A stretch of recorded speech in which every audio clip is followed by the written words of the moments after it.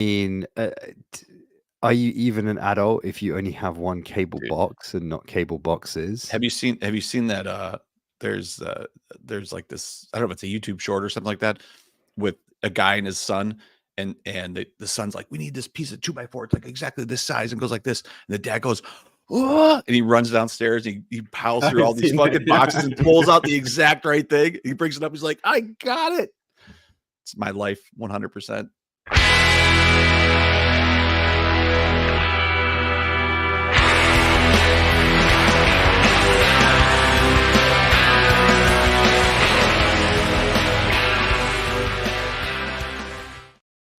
Hello and welcome to the Game of Nodes Milan San Remo recap. I'm here with Usurper and Schultzy, and we're going to be talking about the fastest Milan San Remo in history, as well as that finale, which I'm sure people have a lot of thoughts about why Pogacar and UAE did not go on the Cipressa as many had suspected they would. But first, a word from our sponsor. Are you a cyclist? Do you have massive balls? Well, Big Balls isotonic sports drinks are specifically formulated for gentlemen of a larger testicular persuasion, and they've kindly sponsored the whole of our classic season from now until Paris-Roubaix, and you're going to be hearing a lot more from them. They are obviously working in the pro peloton very, very closely with some of your favorite riders to make their performance goals your performance goals. How are you fellas doing? Thank you, Big Balls, for sponsoring. Thank you, Big Balls, as always, for sponsoring the podcast. Your ability to just kind of spat out nonsense that actually sounds like something that's happening is just, I can't even fathom it. I can't bring the words together to express my appreciation for your ability to put words together. It's like your wife sitting next to you in bed, like, I wonder what he's thinking about. He's thinking about another woman, and you're just thinking about Big Ball sponsoring.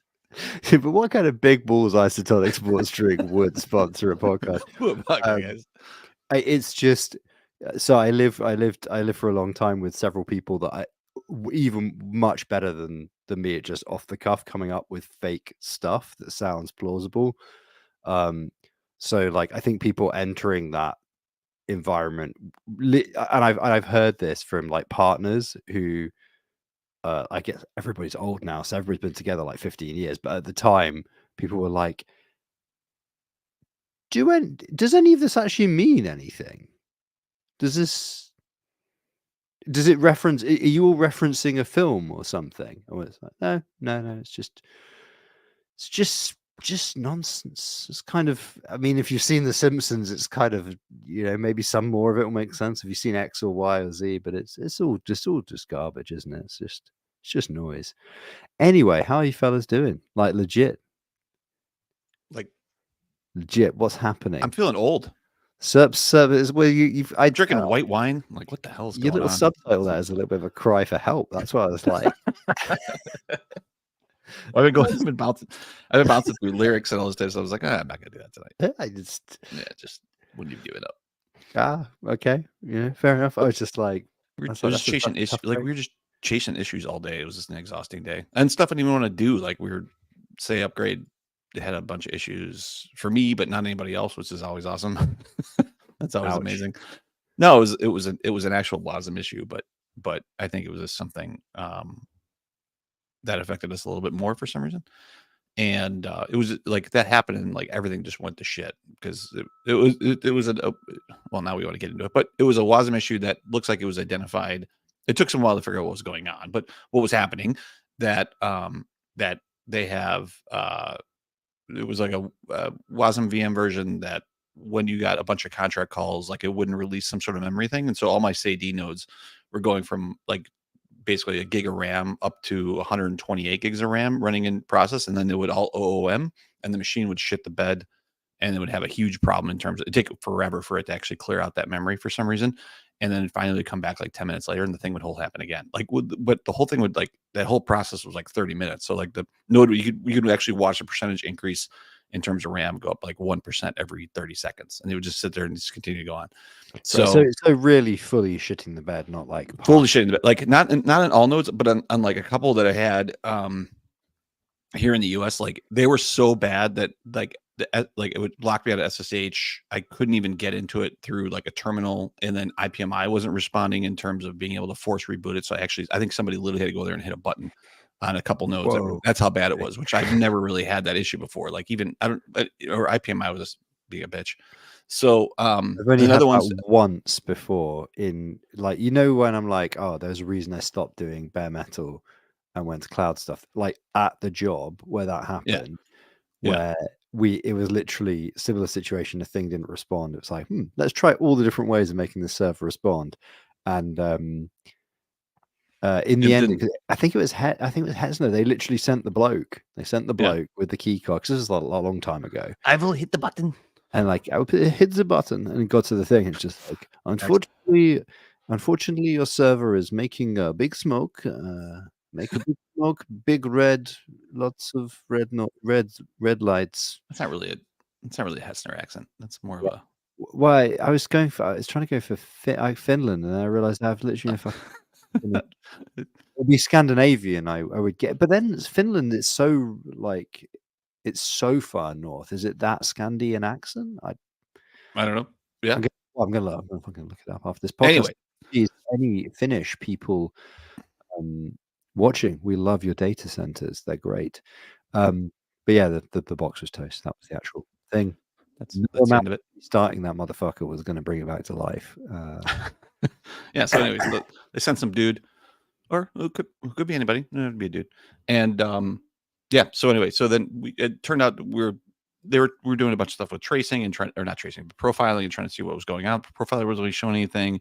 And then I was just looking at, I think we determined it was contract based. Like it was clearly something based on number of calls, because other validator nodes did not have the issue. It was only when we were getting calls, which made me thought it was something related to contract calls. And then we started looking at the, WASM VM type shit.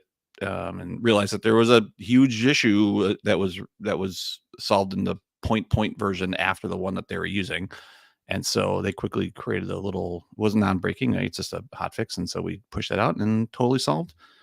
And then it took me another 2 hours to actually get the other nodes that were so completely fucked to unfuck themselves. And then there we are. Now we're back. Now we have 13 nodes rocking and rolling. Actually, we haven't. Now you're ready to start the day. Good. We're ready to start the day. You're ready to start the day. I'm ready to do something. We did have a node, SA node, go down as well. And what was nice about it was it did the same thing you did. However, apparently we had a kernel update queued. And so when it shut down, it then went to the kernel update. And that forked. And so then James had to go in and actually roll back the kernel. Multiple things. Like fucking problem layered on top of problems. Yeah. That sounds about right too. Yeah. OVH Cloud was like, yeah, this sounds like a you issue. And I was like, probably is a me issue, isn't it? Well, when the first node did it, like after the upgrade, everything else looked fine. Actually, it wasn't like that bad. And then there's one node in the US was not responding. It was really weird, but it was pinging, but like you couldn't get SSH. Everything was like kind of screwed up, and it kind of had that smell of like bad hardware, like a drive died or something like that. So that was my first thing. Was like, I think this thing might have maybe it could be drive, or maybe just like screwed up, and then everything else started failing, like fucking Zabbix. Like I almost turned off all alerts. I was like, because you get at some point, like when you get like 75 Zabbix alerts on a row, like you start to get desaturated. You're just like, I'm gonna stand up and walk away from this. How do I trace this back to what the issue is? So, but somehow like there was always like at least one or two nodes that are up. So I don't think we even had any outages during that process. It was just a bunch of it's just painful, because it's not everything else has to stop, right? You're just kind of 100% of your attention is devoted to this thing, and you really can't do anything else until that thing is resolved. And that can be sometimes pretty frustrating, because everything else is like sitting on the side type of idea. So does that mean that's what you were doing while I was messaging you about drop share? Yeah. Well, it was a nice, it was a nice diversion. It was a nice diversion though. Yeah. I was like, here, do this. Yeah. Dropshare is a little macOS tool that allows you to take screenshots and then upload them to different locations. So I've used something like this. There's been a couple of these, but I've been using these like for like 10 or 15 years. And And this one is actually Dropshare is quite good. I'll put a link in the show notes for it. But if you're on Mac OS, it allows you to create a little key combo, and then you basically take a little screenshot. Or you can do like a window screenshot with a little drop shadow, or you can even do little pre screenshots where it puts a background behind it and all this type shit. And then you can upload those to like a SFTP server or to S3 or a Minio server or like anything. Like really, you can put it anywhere. And then it gives you once you put that screenshot, it puts a link in your clipboard. And so it's like really handy because you just want to take a quick screenshot of something and then dump it somewhere. And then it uses mnemonics in the name, which is really nice because you can use like a GUID or a mnemonic or something else. So you can't like go and discover them because sometimes you might have some sensitive information there. Although I try to. I did wonder why whenever it looks like mnemonics. Yeah, whenever you shit post memes on any channel and it does that thing. Yeah, it does that thing on a mobile device where it shows you the file name just before it loads. Yeah. It always says like usurper is typing, and then it says something like accidentally houseplant Rottweiler. That's exactly what it is. Yeah, I'm like, has he finally had a nervous breakdown? And then you think I was handcrafting those? Yeah, an image of The Simpsons appears, and I'm like, oh, okay. Yeah. No, it's cool. And then you can that link can be anywhere, and it's nice because you can. It's like I said, it's non-discoverable, and you know there's something associated to that where you can. It's only 4 mnemonics, but still, or 5 or something like that. But like you're not going to figure those things out.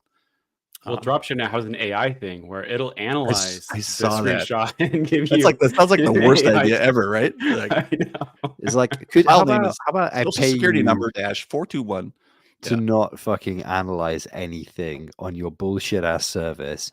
Don't collect any data. Don't store that data. Certainly do not fucking store that data on your broken ass Postgres server with bad security. I don't know. I mean, I saw that functionality. I'm like, I don't know why somebody would use that. I don't know where you would take screenshots of that you want the description of the item in the name. I guess maybe I don't know. Maybe if you just really want to get owned. Ooh, now I'm curious. I'm gonna turn it on, the AI, and then I'm gonna screenshot our image here with all 3 of us in it and see what it says. It's gonna say 3 tired guys, aging man plus 3 angry men, 2 other dudes, 3 massive nerds. 3 massive nerds with mid-tier headsets is what I believe it is going to say. Oh, sorry, two massive nerds with mid-tier headsets and 1 massive nerd with unnecessarily good headset. I think that's you. Yeah, I don't know. Okay. I assume there's substantially better ones. You need an OpenAI key in order to do it, so I'm not that committed. It's V4 too, right? Isn't it? I think it's OpenAI V4 if you want. I think so. Yeah. So I'm definitely not that committed. I think I have. I have a free. Sounds like a lot of hassle. It does. But anyway, it's good to be here. It's good to be on Game of Nodes. It's good to be on Game of Nodes. It is. It is. We have no news. We have no guests. We do have some news. We can talk about whatever the hell we want. Oh, we do have some news. Oh, that's we do have some news. I mean, I think we needed to give you a break from guests, Usurper. Like a gift to you. After we only had 1 in 6 weeks or something, so it wasn't. Yeah, we have 1 a month, and every time it gives you PTSD, or especially sometimes it gives you PTSD. Yeah. So I mean, I'm just fucking stoked today because yeah, I've just had a day where there's been no teething, no illness, no whatever. I just had like quite a happy, just a good baby day. Yeah. Yes, a happy small human who's kind of at the edge of toddling, so sort of just crawling around the house, like following you. And every time you turn around and pull a face, you are the funniest person in the universe.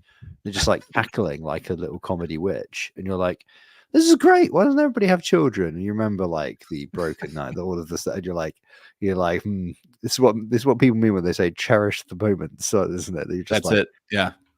Yeah, so that was pretty good, and apps of stress nets come to an end. Obviously, we don't know so much about like what was.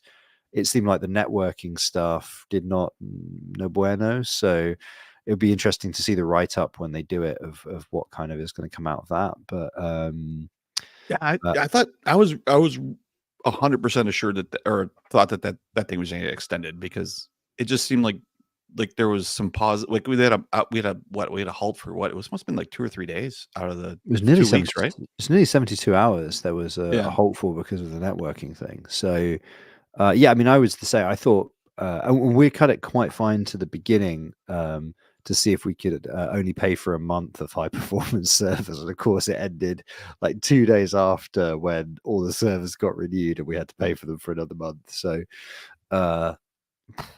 Yeah, maybe you just need to run those things and just put it on a yearly lease and just forget about it. I don't know. Yeah. But I just canceled them all. It felt so good. I've been canceling so many things lately. It does feel good to cancel servers, doesn't it? Like when you hit that cancel button and you're like, it feels so fucking good. It does. It really feels good. We finished moving offices as well. Actually, that's the other thing. The what? I think I sent. We finished moving offices as well. I think I sent you fellas a picture of the. But I think I sent you a picture of just. I was the keenest and got there, sat at my desk, and then didn't fucking help anybody else. I just set my desk up, plugged in the power strip, and was like, "See you fellas next week." Like, it's just like completely empty room. I'm like, I'm out. I've got actual work to do, and this looks like a building site, so I'm gonna go somewhere else to do that work. But yeah, like, yeah, it's been all right. We moved offices. I handed in a first draft of my paper. So you fellas, did. Yeah. Really? So So you fellas, I'm probably gonna need to put you in the acknowledgements or some shit. Like, just be like, this paper could not have happened without the emotional support of Schultze. This was no other explanation. This is which one is this one about? So it's a paper basically about how anybody who works in the space knows that ledgers are just fancy databases and they're not immutable. People have been saying this for a very long time, and you can dredge up Vitalik articles from like early Ethereum days that go on and on about all probability is all finality is probabilistic and stuff like that. It's his big quote. And it's basically a demonstration that there's game theoretic work that was done before cryptocurrencies were even a thing that demonstrates a number of different risk factors for when actors in a system would be incentivized to change balances, to steal, to do things like that. Okay. And so it sort of applies some of that logic to a ledger and says, and just sort of like war games, like, okay, like here's a bunch of scenarios where an address constitutes an identity constitutes a threat, cybersecurity threat. Are there any examples where these things have been exploited, and kind of like takes that sort of thread and then offers some systemic solutions that make use economic incentives to make that not worth doing, basically. So like maybe a good example would be something like Secret, where like for all the flaws in Secret, like the fact that it is a privacy first network means that you either targeting an individual or targeting certain parts of the network, it's very, very hard to actually work out ahead of time what your expected gain would be from actually trying to exploit something, which would be a very non-trivial effort. And when you try and attack something where it's sort of privacy by design, especially something where it has like similar export mechanisms, something like Cosmos chain, you just go, okay, well, they've just fucked the state of the ledger. It's exactly the same as a hard fork upgrade. You'd just be like, well, okay, we're just going to restart the ledger. I mean, kind of like Juno did, after its cyber attack. Yeah. But I mean, but actually, to be fair, even that is an interesting example of where everybody's like, okay, this is not Byzantine. We've all agreed this is not Byzantine, but we are also going to, the ledger is stopped. We're going to skip a block and we're going to start it again. That is a Byzantine fault, like classic definition of one. Classic break of actual immutability, break in history, full disjoint. And again, what's interesting is actually from an academic standpoint, there is purely technically that is a Byzantine fault, but like there is a difference of opinion as to whether that matters. And there's obviously a difference of opinion as to whether that matters in discourse of people who actually stake and buy cryptocurrencies and trade cryptocurrencies and all that sort of stuff. So anyway, it's just exploring some of these things and like what the sliders are essentially, but the purpose of it is to build a case that if you have privacy by default and it needs to be from the Genesis block, you can reveal, people, agents, applications can reveal more from that point, right? That's up to the individual agents in the system. But like privacy by default has these powerful systemic guarantees, or it sets up economic incentives that make your system more safe, given the assumption that you don't have as much TVL as, say, Ethereum. If you have like as much TVL as Ethereum, then it's all academic anyway, because even if people are incentivized to attack your network, they'll attack it with something like MEV, fucking around with MEV or flash loans or something, because they don't want the party to stop, and they don't want. They would you could generally assume that very few are going to actually try and do anything like directed attacks at a systemic level, because it's just not worth their while. Although a completely irrational actor or a troll still might. I mean, obviously that's a given, but it's much harder and much more complex. So I'm curious, like, not just this paper, but overall in something like this, where it is relatively it's relatively a very new technology, right? And you have a huge cultural aspect of these things, not just like the core block creation type shit, right? When you're going after like a doctorate in this area, and you have like these types of things, is it a traditional paper where you have, hey, these are some observations, I have a thesis, I want to go defend that thesis? Because it seems like this industry, I mean, no offense, the industry is so fucking weird in terms of cultural movement, and it impacts, like, the technology is such a small piece of what you just said, right? Yeah. Like the human capability of that. Like, you're much more of a psychologist in your The technologist piece.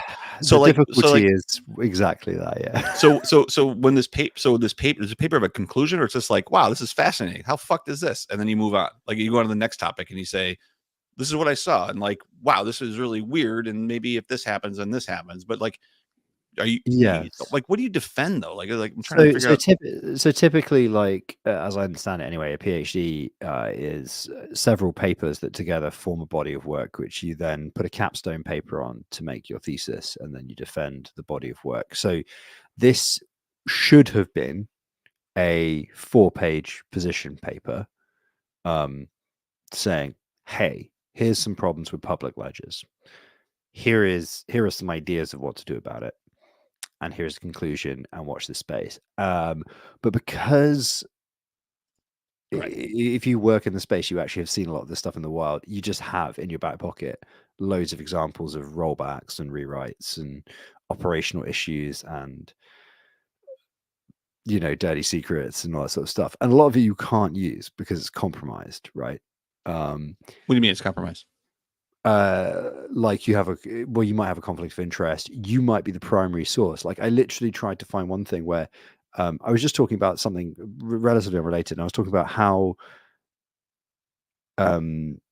trust works when people are like a cat emoji, right? And they are running a production blockchain worth hundreds of millions of dollars. And I just like made this aside and carried on, because it wasn't the main point. It was just like it was just a setup for something that I was talking about, a technical aspect of a ledger.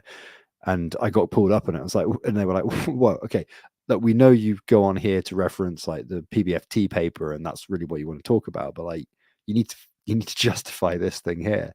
And I was like, "Well, I don't know, whatever." And they were like, "Well, is it written in documentation anywhere? Like, how would you know who that person is, how to approach that person?" And I was like, "Oh, well, somebody would tell you." And they're like, "It's in documentation anywhere." but who would tell you?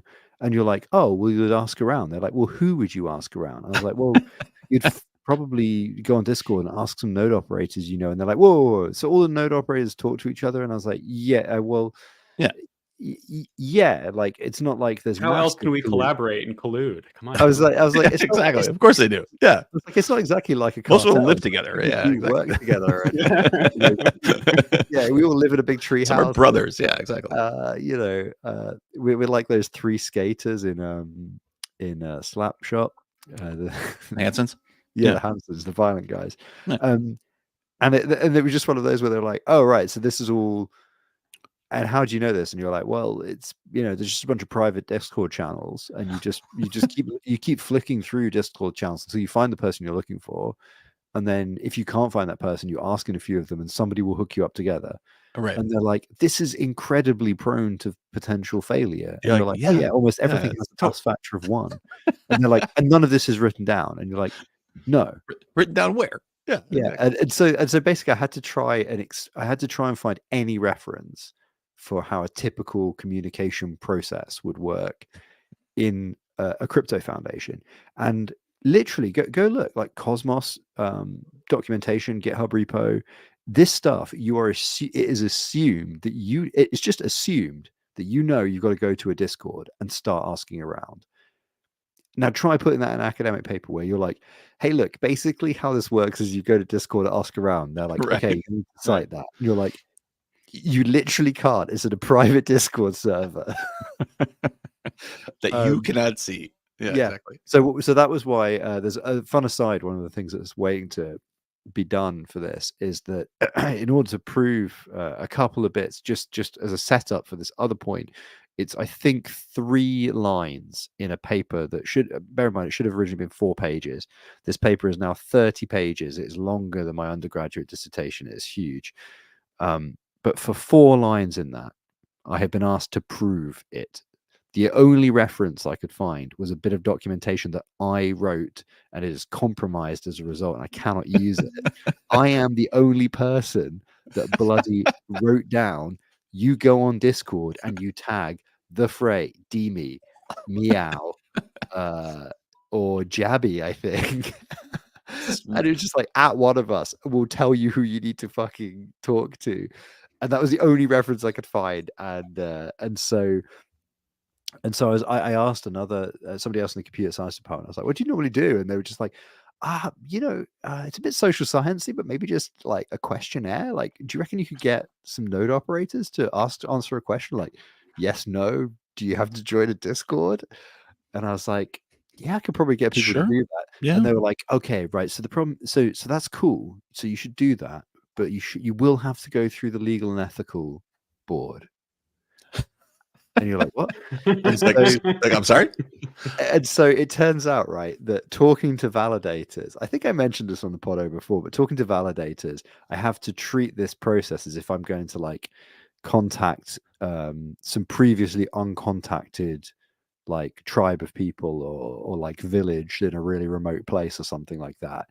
And that's the way I feel sometimes. I had to do like a 25-page risk assessment on what the impact would be of the participants in this questionnaire and study. And it was just like, oh, I mean, I'll probably give them 5 minutes break from staring at logs and tearing their hair out, or just, the constant dread of being a validator. I don't know, man. But yeah, so I had to basically go through. I've finished all the data protection stuff, and I'm waiting. You did do it. Oh, I had to, yeah, because I've got to prove this. I've literally holy shit, one tiny point. I didn't get this survey. Yeah, who the hell did you ask for the survey? Well, no, I'm waiting. Oh, okay. I'm waiting for ethics. I haven't got approved from the ethics board yet. So how would the ethics board? Are you going to ask us, since we've talked about this on a podcast and that's forever on YouTube? Probably not. But one of the funnier questions was, it was like, because bear in mind, the question I'm trying to answer is, I'm just trying to prove that a lot of these communications happen single point of failure in a closed channel, right? That's it. That's the only statement. It's an aside leading on to a point about software reliability and disaster recovery, right? Which is made from a technical perspective with a reference to other distributed systems and software practices, right? So it's this is a computer science course. Like, it's not a blockchain thing. It's it's a computer science PhD, right? So I have to do the technical thing. But in the run up to it, I just go, okay, point of failure. Anyway, so in order to actually prove that point, I need to also say, well, how are you going to find your participants? And so in the original version of the ethics form that I was submitting, I was like, I'll probably just post it to a closed forum on Discord. And they were like fucking bells going off. And I was like, they were like, no, but hang on a minute. And I was like, well, yeah, but where, like, this is where people are. And they're like, well, no, but you must know how to get a hold of people otherwise. I was like, that's literally the point I'm trying to prove. I've got an actual answer to this. You could troll the blockchain for validation, get their security contact, and cold call their security email. Yes, that's definitely maintained, isn't it? That is. Actually, For probably sure. is. Yeah, maybe. To be fair, I would say that I think filling out security contact within Cosmos validator metadata has become a lot more common now than it was 2021, 22, for sure. Validators love to docs and email. But is your scope limited to Cosmos or no? Like, is this whole conversation limited to Cosmos? Almost all of the case studies will be Cosmos because it's just what I know the best. There is some stuff about Aptos, but it's the stuff about Aptos is about slashing. Is about slashing mechanics and theoretical attacks. Is there slashing in Aptos? There is, right? No. There isn't. Is there slashing for anything in Aptos? Obviously not double siding and things like that, but is there anything else? There's a page basically saying that this will probably happen, but it hasn't been implemented yet. So I don't know. I'd have to talk to somebody from the Aptos team to establish this, but my understanding would be that because they're obviously proof of stake, so very heavily leveraged into economic finality. It has to be something, yeah. Well, the minimum stake is 1 million Aptos, right? And they're backed by market makers and venture capitalists to try and maintain a kind of price peg. The floor for Aptos, not financial advice, appears to be about $4, $3 to $4. So their the security of their finality on their blockchain is $4 million, like at a bare minimum for one validator. Yes. So multiply that by, I mean, it's about 100 validators. I know it's more than that, but the number's big. We're talking like whatever that is. 3 times, what's 3 times 4? 12. 17. Yeah. So it's like $120 million or so, like a minimum to attack Aptos purely in economic terms. So they've what they've done there is, I assume anyway, because they have all of that other stuff going on, and finality is only ever determined by incentives. They've decided $120 million for the moment is good enough. Right. But they need additional mechanics. And I mean, there is an entire other argument which we've been having on this podcast for years over whether or not tombstoning as designed in Cosmos actually does do the job it's supposed to, which I would argue it doesn't. And I think from having assembled a bunch of scenarios where tombstoning is rolled back successfully, unsuccessfully, like we see it all the time. We've seen it in the last couple of weeks. Yeah. We might see it again coming up.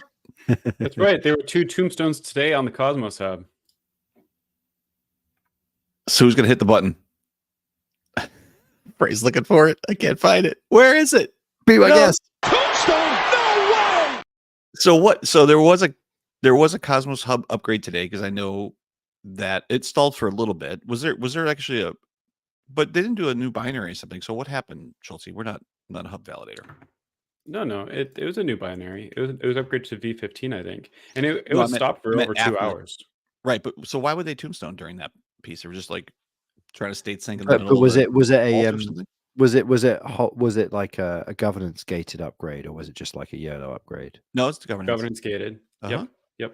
No, so I think what the issue was, I can't speak to what actually happened to them, but the upgrade actually took a long time. And part of the issue with that was you needed a minimum of 128 gigabytes of RAM /swap, and most people didn't. And so I think those two specifically, what happened was they ran up their machine. Their machine probably shut down, and so then they probably moved their key over to a different thing and tried to finish upgrade somewhere else, and then didn't fix it.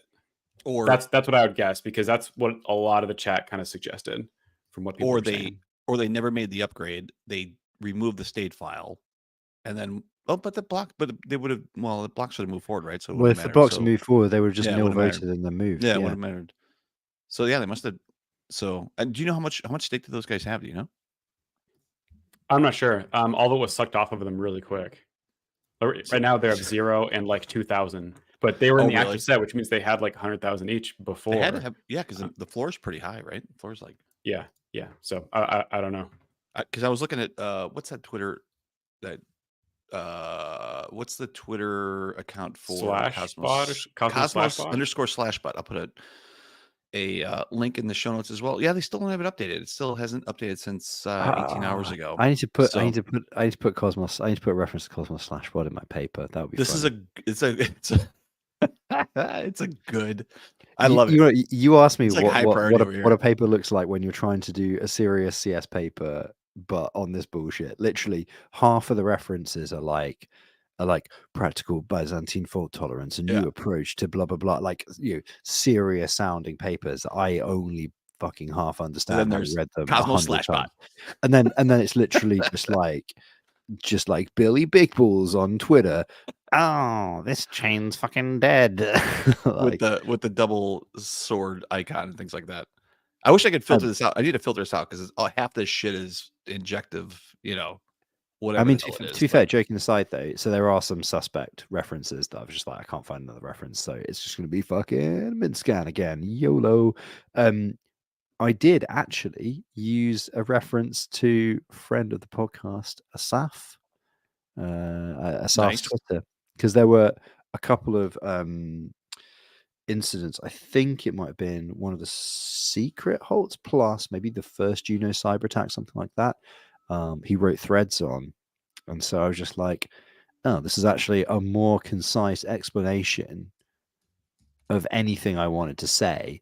So I just don't have to say it. I can just cite Marami A 2022 brackets open Twitter or whatever, and then just state it as bald fact, and then move on and make the actual argument I want to. It's just like, great, awesome. So back to Cosmos, just really quick. So back to the jailings today. Who got jailed? They're out of the set now. I mean, they're out of the set. Cosmos Pool, and let me scroll up and find them. I'm trying to find them on the top. They're not even at the top of the jailed list.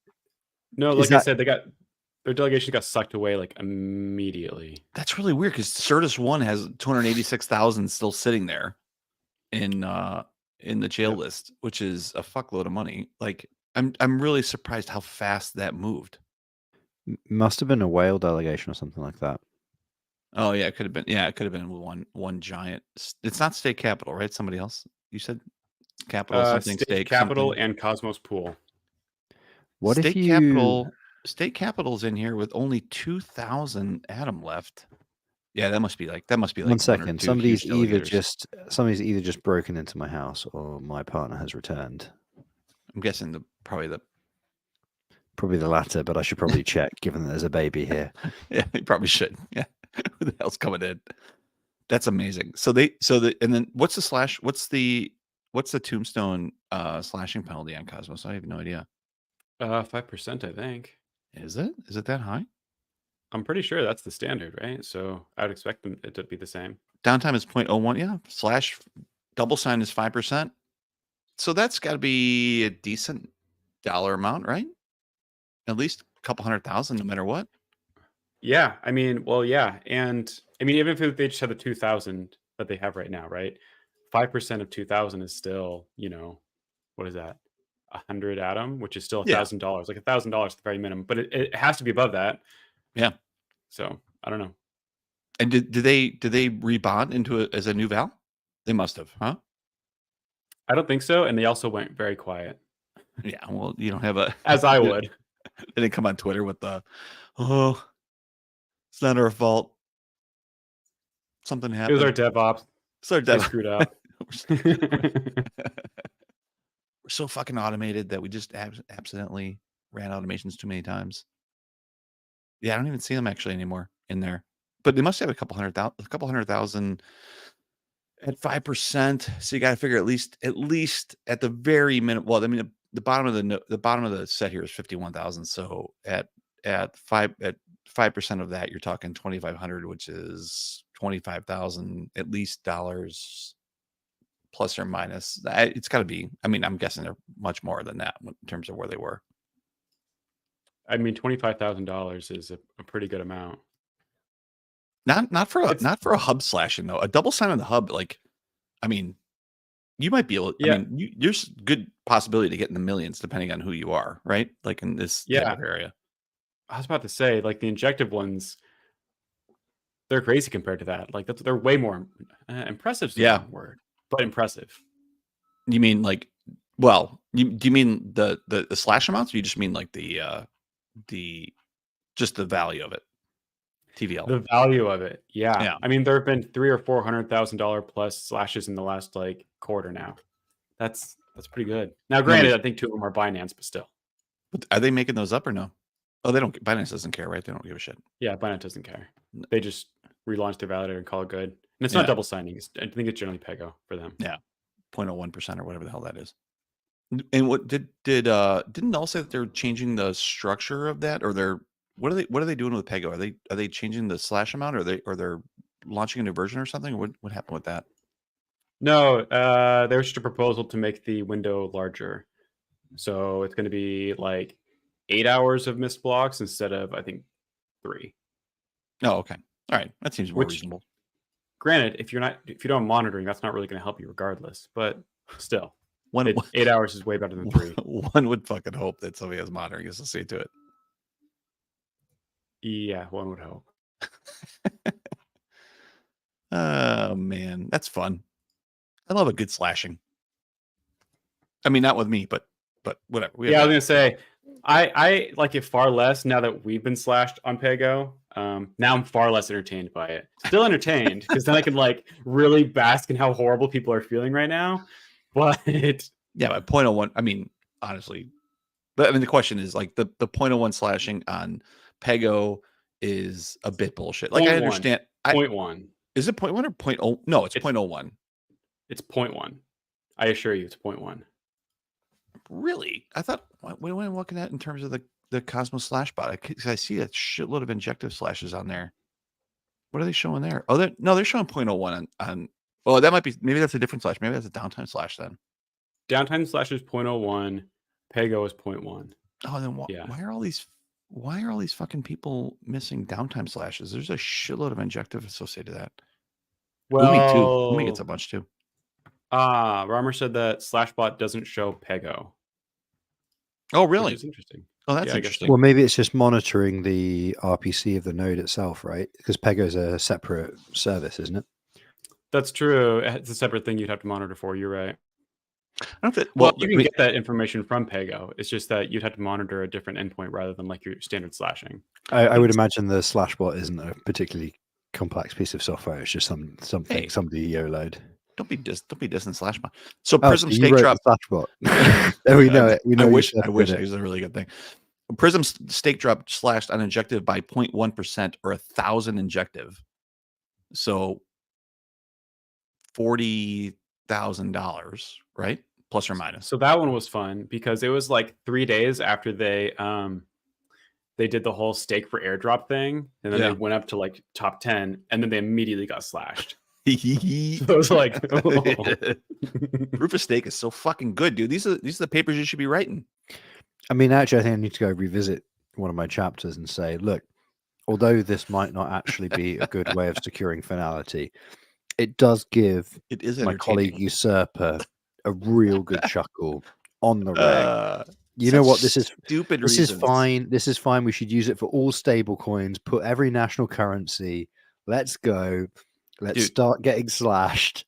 Just the idea hilarious of like a brand setting like a 0% to 2025 or whatever the fuck stupid bullshit boost drop TM type of thing, and then rocketing up to the top based on some sort of 0% commission type of thing or some sort of give back, and then getting slashed is just like, oh, that is so, it's fucking perfect, right? It's the stake like Mo situation, isn't it? It is just classic. Slash like Mo. There's something beautiful about it. Like it's like the Web3 version of the Mona Lisa. I don't know what it is. It's just like, in the UK, slash is slang for piss. So whenever anybody's talking about slashing, you're just like all your brain can hear is pissing. People are just like, oh, somebody got slashed. It's like they're Pissing? Willingly? There's somebody's urinating on them. Willingly? Is there urination happening? Like, there's always just like a split second where your brain's like, you don't normally conjugate the word slash like that. But yeah, Why is injected $40? good question. That is a very good question. And that's the answer. Yeah. Okay. It's good. I'm glad you guys are in it, but look at We don't run Well, injected. all I right. think it's Schultze. Schultze does. Null does. Oh, look at Oni for steak for bootstrap. TM. Fucking perfect. I love it. Yeah, I mean, I gotta register TM. I gotta register bootstrap. How much is that? I'm doing that right now. and then really aggressively pursue litigation again. Oh, hang on. Hello. I mean, if you're gonna do that, you might as well trademark airdrop, right? Oh, that has to be Then trademarked, really right? pursue people. Oh, that would be You'd think amazing. so, Wouldn't that be right? amazing? That's like perfect. Just making enemies everywhere. Well, then you could be like, the airdrop was invented by Rhino. Oh, that's like 3-peat, right? That's who owns that? Cuban? No. Who's a coach for the Lakers? Pat Riley owns that, right? So when the Bulls won 3 in a row back in the 90s, and then I think it's Pat Riley. Somebody can correct me, but I'm sure in the chat will do this. But the Pat Riley, then I think the 3-peat word came out, and then he trademarked 3-peat. Like when the Bulls won 3 in a row, and he trademarked 3-peat, and then and then he took like a fucking ton of rewards off that, like just from licensing of all these fucking bullshit shirts and whatever else. Gotta love it. Hate the game, not the player. But it's smart.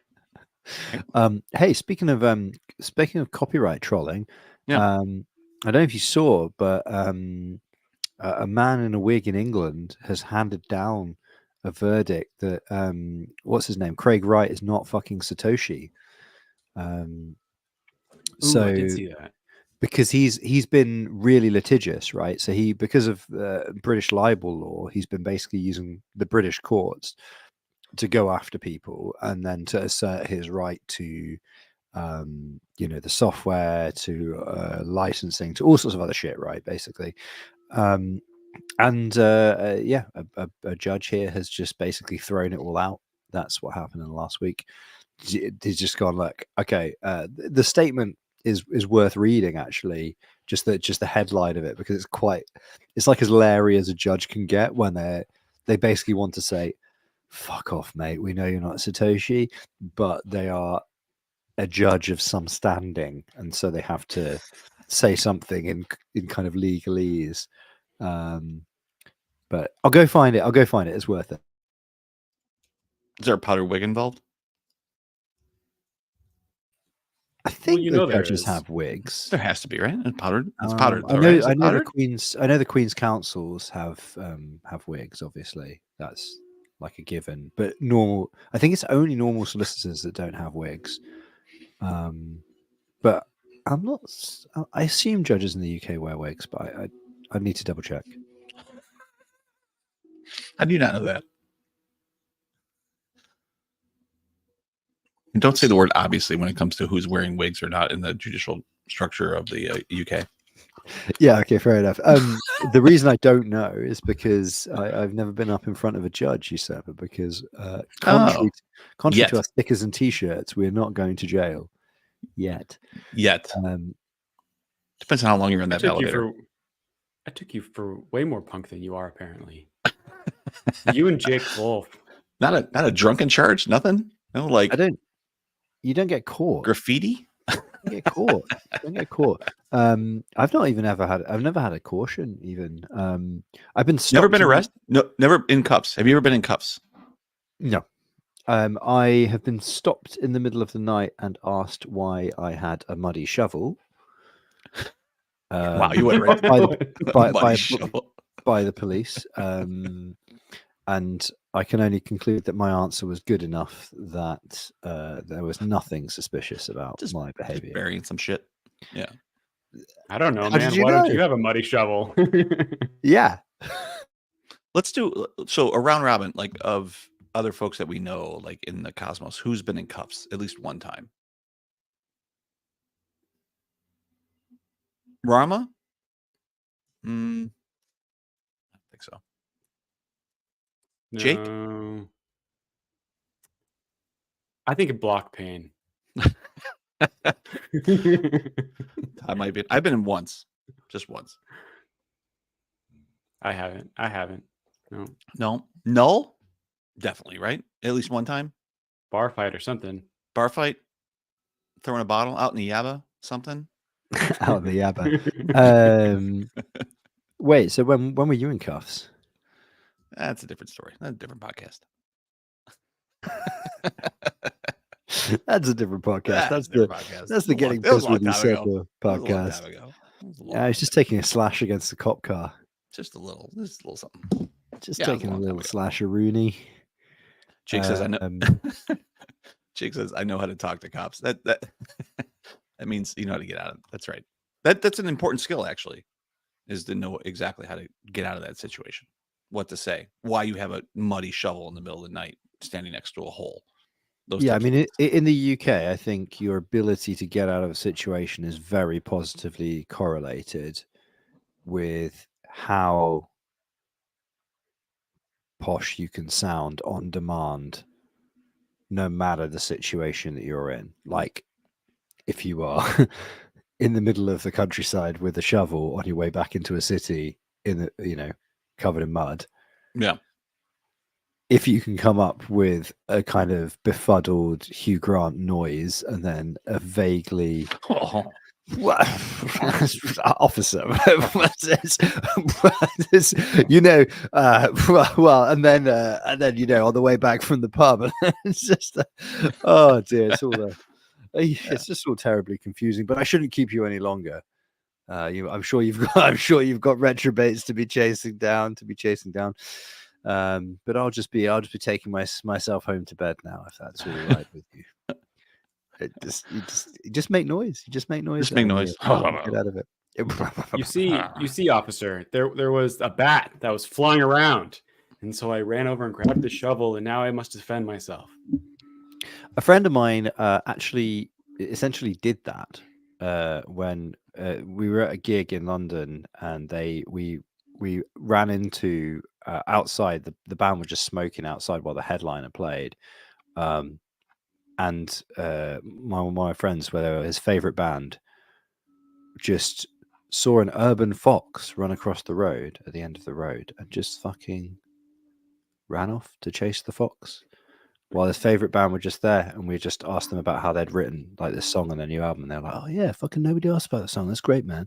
And then they were just talking, and they're just like, "Your mate's just fucking, he's just fucking legged it, lads.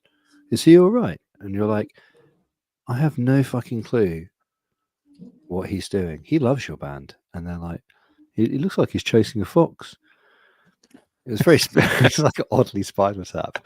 I think he's chasing a fox. It's just a fox. Yes, it's just a fox. What would you do if you weren't in a band? I think I'd be a fox catcher. No, what is it? I think I'd work in haberdashers, isn't it? That's the answer. Haberdasher. I think. Would you like that? I don't know. What are the hours? What are the hours? Yeah. What size are you? What size are you? I think we have that. I think we have that in your size. I think we have that. Would you like to do that? I don't know. What are the hours? God. I'm a bit worried about Spinal Tap 2. I don't think anything good can come of it. Wait, is there a Spinal Tap 2 coming? There's a Spinal Tap 2 coming. No. Really? But the thing is, there is...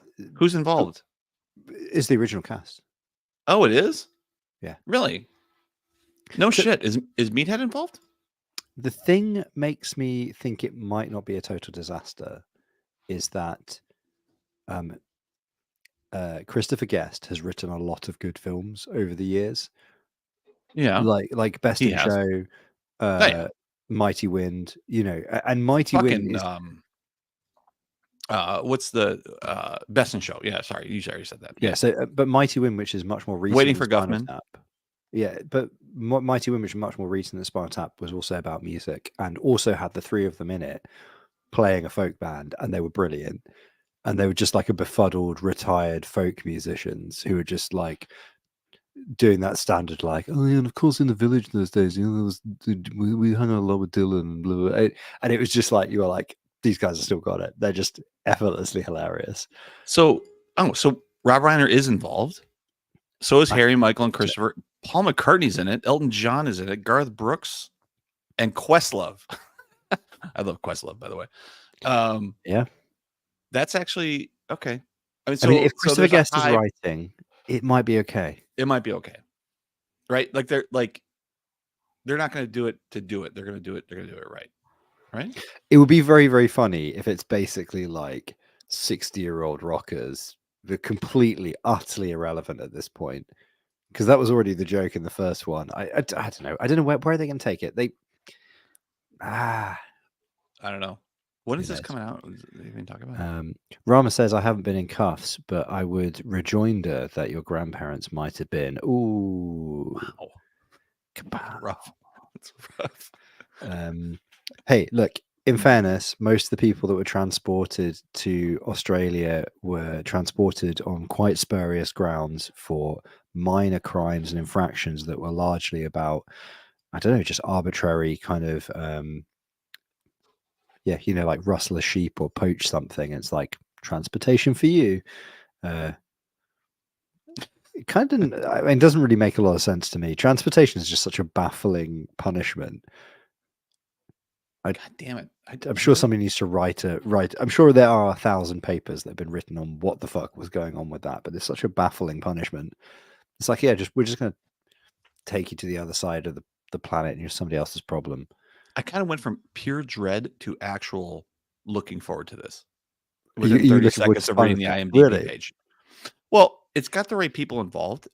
Reiner's writing it and he's directing it. Like, it has the makings of doing something fun, right? And doing something right. And so I'm kind of excited about that. You know what I mean? I guess it's a bit like, what's the hook though? Because the hook of the original was the band was over and they didn't know it was over. And that gave it a really, like, it's a very funny film. It's a very currently daft residing film, in the Where Are They Now file. It's given that you're not even supposed to really like them, you're not supposed to, I don't know, you are supposed to like them, but you're also not supposed to like them. But there is like an emotional arc to it, you know, and that would be my question. Like, they could so easily screw that up, and then you just be like, "But I love these characters in their own." But you still love. You still love the original one, so it doesn't take anything away from that. I mean, there's plenty of sequels that have so fucked up that you still enjoy the original, right? So, hey, do you know how many sequels there are to Starship Troopers? Wait, there are sequels to Starship Troopers? Mm-hmm. A lot, yes. Really? Yep. I'm not sure how many of the actual named actors returned in any of those sequels, but I think there's like 2 or 3 sequels to the film, like direct to DVD type situations. I mean, actually, to be fair, like even really recently, like think about something like Pacific Rim. Pacific Rim was like Guillermo del Toro, wasn't it? Like, real serious director is like, I want to make the best film that I can make about a big robot punching a big monster. And I am an artistic genius. So this is going to be a genius robot punching a genius monster with great cinematography. That's what I'm going to do. That's my vision to you. And then like there's silence in the pitch room and they're just like, still doesn't you work. you want to do a punchy robot film, Guillermo? You want 7 out of 10 on IMDb. Because the thing is, it works. I've never seen this movie. It was fun. I enjoyed it. You've not seen it, sir? I have not seen Pacific Rim. No. You show it to your boys; they'll love it. It's giant robots the size of skyscrapers punch. Is it as good as Robot Jocks? It's just. Have you ever seen Robot Jocks? It's just a great punching robot movie. I don't want to tell you. Have you ever seen Robot Jocks from the 1980s? No, really? No. Oh Is shit! this like now one of those weird that is a science fucking type movie, things? huh? Is this like one of those weird science type? Like no, it's Robot JOX, and it's futuristic movie about huge giant robots that are put on this 1989. And like I think it's different countries, or I forget how it actually works, like what it's involved. And there's like, and they go like huge backstories of the actual drivers of the robots, and then so this is Pacific Rim. You're describing Pacific Rim. I think maybe it's a remake of Watching- Robot Jox. Robot Jox is like one of Watching my the trailer, it fucking looks very favorites. Pacific Rim. It is like like Robot Jox is like, all right, that's homework for you guys. You have to watch Robot Jox. That literally a amazingly good movie. And what I mean is horrible, but horribly good. Like great quotes out of that. Achilles. Like then we can actually have a dialogue around some specific Robot Jox specific components. I'll put the Oh my link god, some in of the these show notes. stills just looking at the Google. Dude, they're results. amazing. Hey, is So, that but- is that thingy in it? No. That's not Hugo Weaving in it, is it? I don't know who that is. Hugo. Surely not. I'm Did you gonna make look it that- up. Did you make that note? Did you make that up? Speaking of It Guillermo just del looks Toro very like him, the person in and the Hugo Weaving, Hugo I wish that Weaving. Guillermo del Toro actually went through with doing The Hobbit. I bet that would have been just an absolutely fascinating film, but I don't see Hugo Weaving in IMDb. No, I don't think so. You both have to watch it, because then we can start using some really Robot Jox specific Wait a fucking second. communication. Robot Jox was co-written by Joe Haldeman. Yeah, correct. Fucking Joe Haldeman. From Joe Haldeman, one of the most important science fiction writers of the post-war American period. Yeah. He wrote like one book, and it was 120 pages long. You can read it in like an hour, and it's one of the best science fiction books ever written. He wrote The Forever War, which is the beginning, along with Henline with Starship Troopers. It's like one of the key texts of science fiction, like military science fiction, but also about because it's obviously about the Vietnam War, right? It's a story about how a soldier goes off to war, and because of the effects of relativity, when he comes back from the war zone, because they use faster than light travel, the whole of society's moved on, and his battle is irrelevant, and nobody gives a fuck. And that sounds like Interstellar.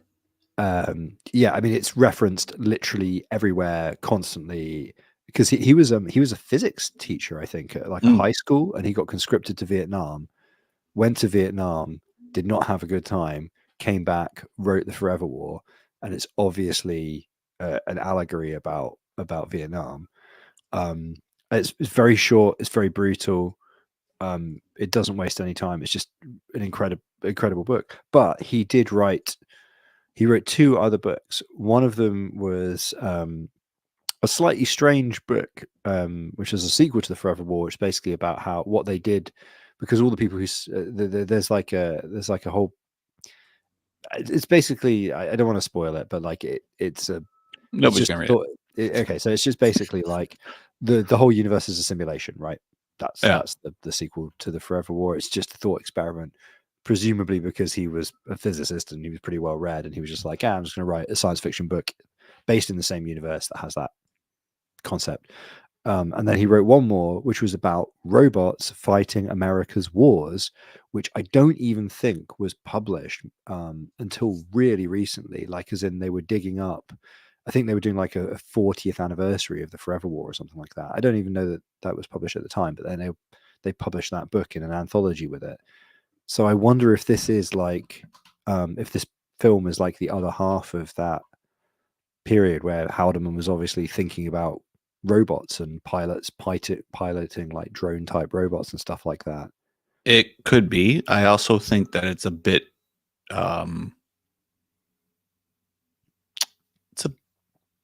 more dumbed down than what you just mentioned. And well, he's only the co-writer, I suppose. It's a fun. Oh yeah, you should second paragraph. You'll watch it. Wikipedia article.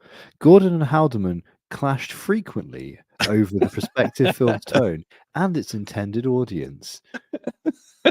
Yeah, I'm sure. Okay. So Yeah, I yeah, think yeah. possibly you'll be able to tell I'm which sure bits were Charles Band Hall and which bits were That's exactly Stuart Haldeman. Gold. That's right. Yeah, So yeah. Joe built this beautiful world, and then Stuart's like, let's just have these robots punch themselves in the nuts. And they're like, all right, let's do that. And then somebody falls out, and yeah, it's a fun movie. Actually, James from Lavender 5, Robot Shots is one of my favorite movies. There you go. That's a good Yeah, shout out from shout Jake in out. the comments to Forever War. It's great. There's also a comic. I think it's long out of print, but there are ways on the internet of finding things that are out of print and getting them for free. Really? I have subscribed to, or I've placed the Forever War on hold on Libby, so I'll have it on Kindle within the next 4 weeks. No. There's a backlog even on Forever War? There is, yeah. Freaking backlogs. Audiobook or or the actual book? I'm going with actual book. Audiobooks Really? I listen to on bike rides, but that's about it. Hmm. And it's a 9-hour audiobook, and if it's 100 and some odd pages, that's too long. I haven't read a book in it's got to be at least a year. 9 hours. I'm just listening to audiobooks. Big words, big text too. Like, I mean, literally, I think if you were super pushed, you could maybe read the Forever War on a lunch break. Like, it's not a big book. Pushed. Yeah, if you were just like really, if you didn't eat your lunch, basically, you just sat there going. Brr. James says, you know what doesn't have a backlog? Robot Jocks. That's true. It's 100%. It's available today on your streaming system of choice. That's great correct. Fucking movie. Can I say as well? We actually slandered Rama earlier. Apparently, I hope so. I mean, it's my grandfather escaped Hungary when the war started and migrated through Italy. He's a good boy. All right. So, which war? Grandpa Rama. Sorry. Which war? I presume the Second World War. I would assume so. Yeah. You know, pretty safe. Pretty safe. Well, I mean, it could have been the First World War because then that would. But in the First World War, you would have had the Austro-Hungarian Empire that were quite cocky. Pretty sure. And now I think about it, actually, the Austro-Hungarian Empire were obviously at war with Italy, and there was some very fierce fighting on that front. So you wouldn't have escaped from Hungary via Italy because they would have been your enemy in the First World War. So that probably makes it the Second World War. It's so fucking good to not talk about blockchain. The Korean War, maybe. The Korean War. That's right. The war. The war. Oh yes, the Korean War. Yes, I know it well. What's the film? It's quite old where it's about a soldier that gets captured in the Korean War and they get brainwashed, and then they're going to become the president. The Manchurian Candidate. That's a good film. Oh yeah. There was a remake, I think, where it was like more recently, and it's like something. It doesn't really make sense. I'm not sure it makes. I don't think the remake made a lot of sense. I can't really remember it, but I think Denzel Washington is in it. And the problem with Denzel Washington is he's quite a good actor, and he can paper over a lot of cracks in something where you're just like, this is kind of an action film, and then at the end you're like, no, but Denzel was just looking stressed for 2 hours and then trying to tell people to listen to him, and at the end they finally listened to him. But I don't think any of that made a lick of sense, actually. Now Denzel's off screen, sanity has returned. Although Denzel Washington films that are worth seeing that I think didn't get seen a huge amount. That Flight one, have you seen that? Yeah, that's a good fucking movie. That I saw. I think I might have seen it on a plane of all places. I think I did too, actually. Yeah. You know when you just like why would they show that on a plane? You know when you have zero expectation, and you're like, this is actually a fucking great movie. This is really good on when he every pulls the invert. aspect. Yeah. And the bit where you think he's cleaned up his act, and the whole of the film's story arc has led you to believe that this is the moment of like redemption. Whoa! Hold on, Noah, hold on. I haven't seen it yet. I've wanted to see that film. So if you have any spoilers coming, just back off. So just 7 years old. Just watch the film shorts. No spoilers on a 7-year-old. There's a couple of fantastic scenes that are both tragic but also made me laugh out loud, and you will know them. You will know them because I have a sick sense of humor. It's but it's also a great film. It's really well acted and whatever. And also, one of those ones where weirdly all of the minor actors are also like at that point basically unknown, but they go on to do a lot of stuff, and you're like, Yeah. oh, that's because they're good actors, Like, oh yeah, good supporting cast. who's in that? Who's this? Who are you thinking of in that movie though? The guy from Narcos, who's also been subsequently in a whole bunch of stuff, is he's the co-pilot, isn't he? That gets The no guy spoilers. from who? Pablo No, Escobar. No. the DEA guy. Oh yeah. You know who I'm talking about. I know you're talking like about. I said, surprisingly good, but you don't always remember, what he's been in. Don Cheadle's in that movie. I don't remember that. And Goodman. Well, I gotta watch this again actually. It's good. And Kelly Riley. Wait, there's a new Alien movie coming out called Alien What? Romulus. Oh damn it! What? Ah, we had to screw it up. We were on Damn, such it a was good released- run. Oh, we gotta deal with Released that. today. The trailer was released today. Oh, I know what I'm doing after the podcast. Link in the show notes. This is just the film podcast at this point. As all of us tab away to put it in a tab. So many Yeah, movie time. Well, I put it in our action chat, so then we can all find it. Oh, is it? Wait, who directed this? So Is it a Ridley Scott one, or is it? it can't be, right? It's oh dear. Oh dear. I don't know anybody in this movie. It's Ted Alvarez? produced by Ridley Scott's company. Oh, that means like, yeah. That's not. Ooh, the director that's doing this, I actually really enjoy. So, What's well, that no, guy's name? he was a writer apparently. Fed Alvarez. So I've watched the movies he's written. He hasn't directed anything before. Fed showed Ridley Scott a rough cut of the film, and Scott said, "Fed, what can I say? It's fucking great." That's it. There you go. I'm There's sorry, a trivia Ridley. for you. I'm sorry, Ridley. I don't trust you. You're just a bad Denis Villeneuve. Don't believe that. No, that's not fair. Ridley Scott has had some absolute bangers, but he has had some absolute duds as well. True enough. When is this? Is this coming out soon? Interesting. I think it's in August this year. Oh, okay. Not good. Well, yeah, we'll see about that. Coming soon to a Game of Nodes review show near you, but let's hope it's more Pacific Rim than it is The Hobbit. All right, my homework this week is I'm gonna watch Pacific Rim, and then we can talk about next week. Your homework next week is to watch Robot Shocks, so we can talk about Robot Shocks for 90 fucking minutes because that movie's fucking great. I need to find a way of downloading it so I can watch it on the train tomorrow. I've got a long train journey. So. I can help you with that. Yes. I'm sure it's on the blockchain somewhere. Do you think it might be on a special Plex server somewhere as well? There might be on a special Plex server. Yeah, it's possible. I mean, I'm gonna need it offline, so you can do that too. What? You can build do it it down? Plex? Yeah, Plex. You can do a download and you can just grab it locally and it'll just play locally. Sweet Jesus. Sweet Jesus. It's 2024. These Media's available everywhere. I just look. I'm still cranking up the BitTorrent client like it's 2003. Why won't this LimeWire client anywhere? I can't find any What the hell's fucking going on? gears. I need my Britney. Yeah, just still trying to download Toxic from 2001, and then it finally downloads. And it turns out it's just the demo version of Command and Conquer. And you're like, what the fuck? The It's the director's cut. shareware version. It's not even the free version. Although in fucking Command and Conquer adjacent news, have you seen Homeworld 3 is finally about to come out? I was thinking, oh my god. I'm so detuned. I thought you said Master Commander. Command and Conquer. No. Homeworld 3. Homeworld 3 is about to come out. Yeah. Homeworld 3. The sequel to the greatest real-time strategy game of all time that fans have been waiting for 21 years, I think. Is that true? I thought it would never happen in my lifetime. I thought we were done with Homeworld. I've never played this game. Idea.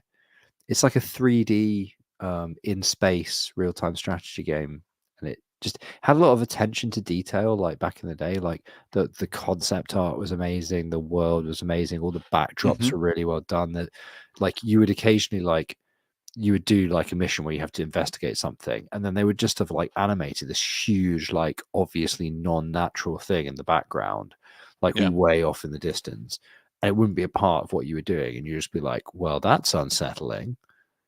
And they just did a lot of stuff with what, like, they only had the technology of the time, but they understood they would like try and do something narrative, and like they spent a lot of time on all of the radio chatter. So like when your ships are moving, they're like, yeah, Roger, whatever, and then they just talk. There's like little bits of dialogue when things are happening and stuff like that, and it's immersive.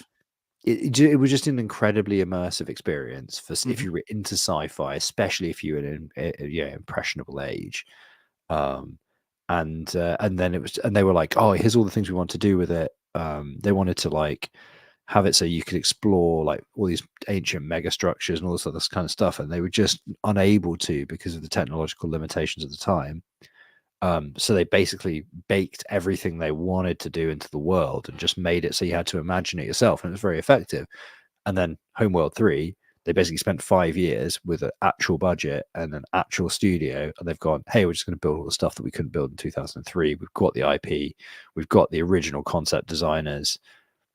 We're just fucking doing the Homeworld that you all wanted for 20 years. So it's a strategy game. Like, is it more like a board game where you're taking specific steps, or is it more like a first person shooter like Destiny 2?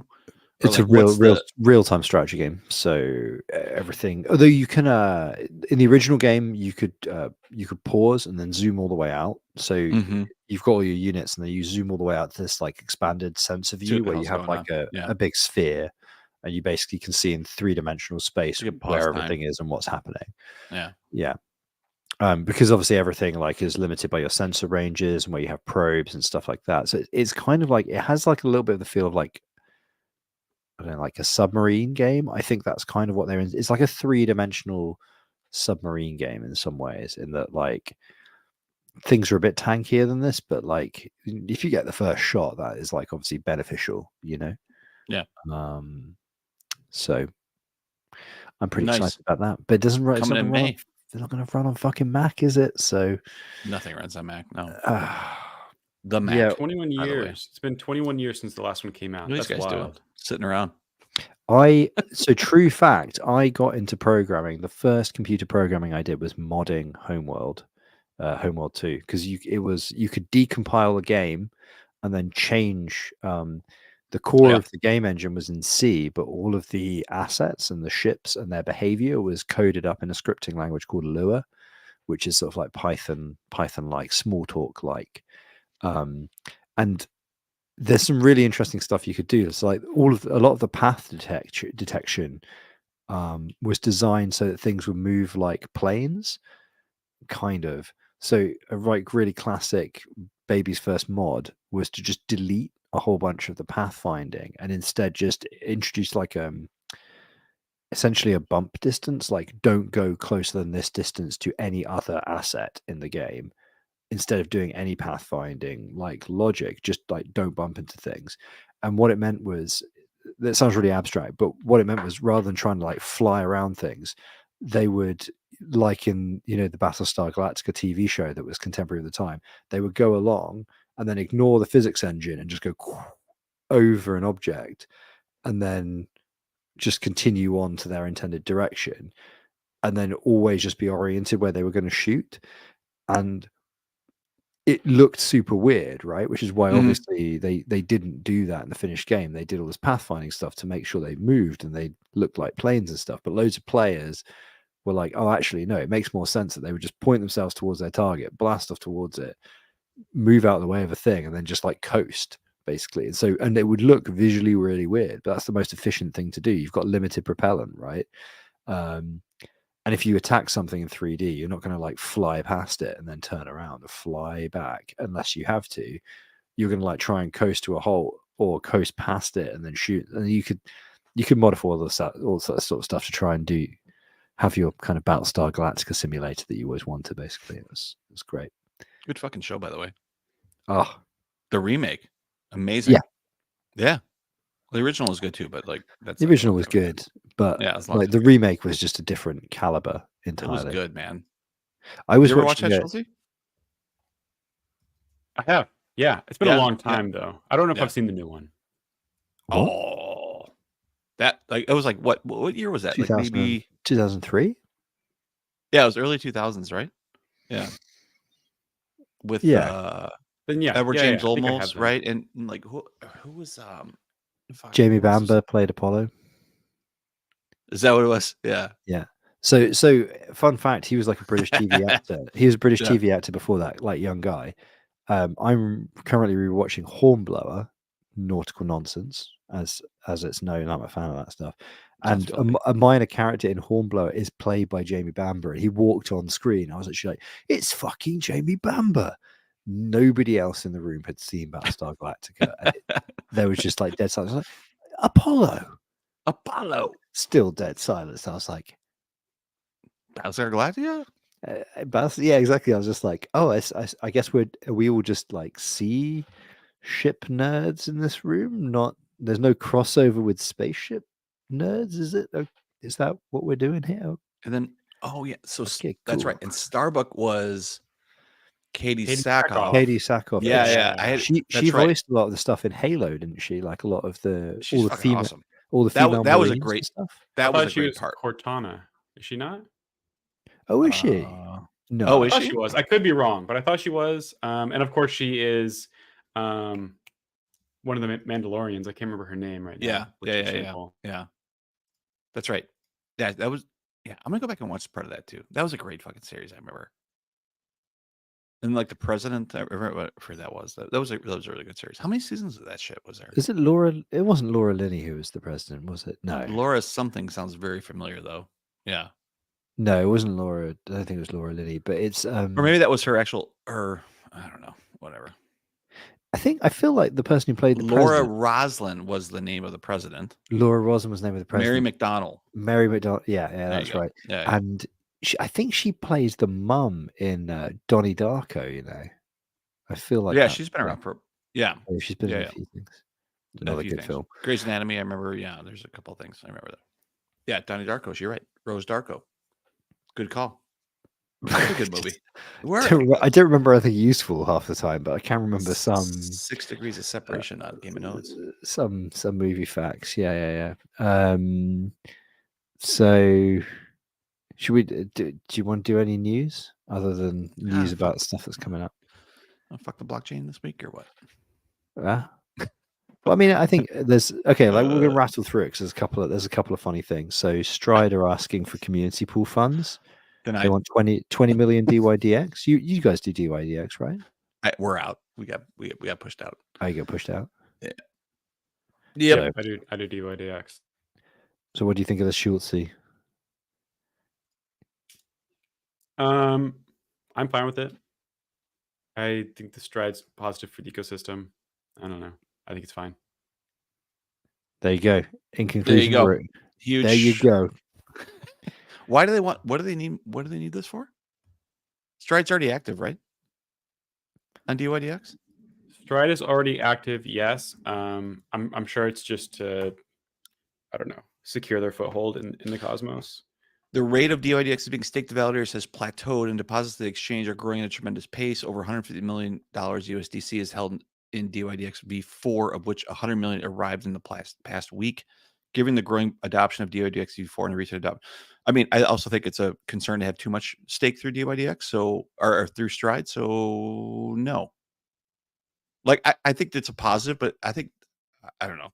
I think also this juggernaut needs some serious competition because it's turning into a fucking thing. Stride, where Stride's just a little blessed proof of authority cartel, isn't it? It is a totally blessed by the foundation proof of authority type structure. It goes to the same validator structures across all Stride chains. If you're in that group, it's great. If you're not, man, if I had the energy, I could add another chapter to my paper on liquid staking cartels. Fucking Stride is a paper in itself. I think this is the most honestly, I think this is probably the most powerful team in the cosmos. 100%. What, purely because of the Kingmaker effect, or totally? Like they make deals like this type of structure. Teams want that liquid staking piece. They're really the only liquid staking structure in town. They control a tremendous amount of the delegation structure of this, right? Like, I think it's a really powerful team within the Cosmos, which is not necessarily a bad thing. Like, I understand powerful Also, teams. like within the cosmos, that's like I know, saying right? that's like saying you're the only guy in the car park with a knife. It's like, well, somebody can just like not go into that car park. That's like what You is that? just go to 16 a candles. bar Yeah, down. that's right. That's 16 candles. Like, I'm king of the dipshits and like holding up the ladies' underwear. Yeah. No, I understand. Anyway, so enough about Stride. I think. I mean, what are you gonna do? I mean, I think. And where's What you persistence in all gonna do? this? Aren't or Quicksilver? Like, what happened? What happened to these teams? Quicksilver's dead. Like, what happened? Completely out? Well, There's no competition here? Quicksilver is owned by Notional, if I remember correctly. So Really? yeah, yep. Owned or like yeah. Well, I think they're the core devs, I guess is what I should say, because it's a blockchain, and blockchains can't be owned by one specific individual and entity. But yeah. But there's no devs left at Notional, so Yeah. right. But there's Cool. also persistence. And actually, we kind of pushed back on the DYDX proposal for splitting some of that with persistence. So persistence can have part of the, I don't know, the stake amount as well, just to help distribute it more. Yeah. This thread, I'll put this thread in the show notes. This is the thread related to this type of thing, and really only people chiming in this thread are the Stride validators. So, or individuals who are in charge of Stride, or like involved in that team decision. So maybe I'll shit on this a little bit, but this is too much of the liquid staking stuff, This and is- I'm just like, Action, please. this thread this thread is a closed Discord group that has one public thread where everybody like gets involved in it, but whatever. It'll pass. Great. Congrats. Enjoy.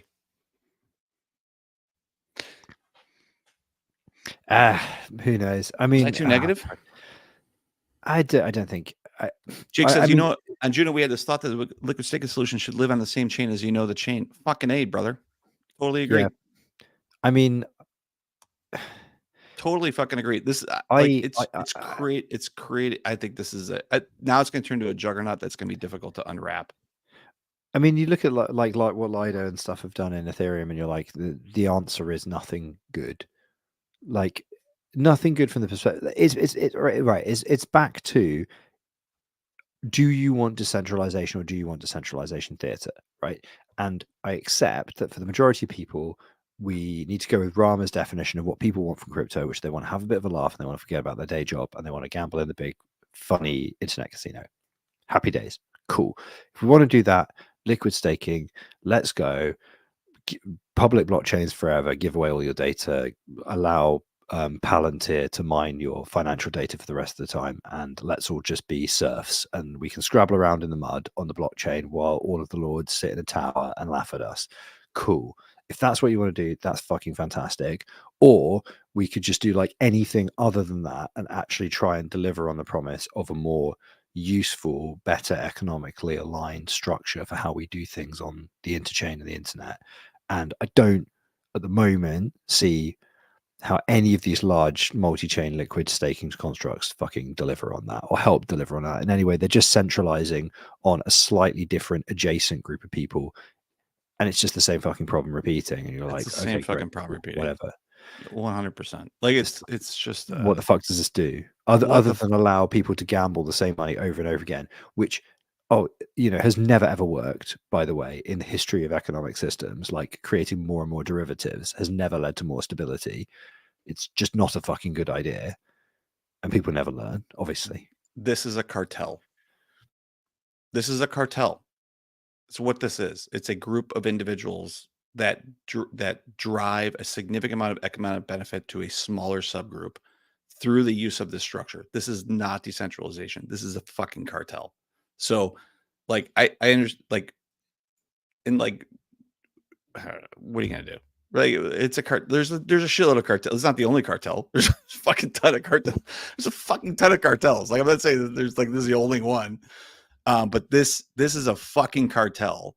And so it sounds great. This is a fucking cartel. So, and that cartel is a small number of people making those decisions. So recognize, please, that through this structure, this is an extremely centralized set of decision makers that control a significant amount of funds to a significant amount of people.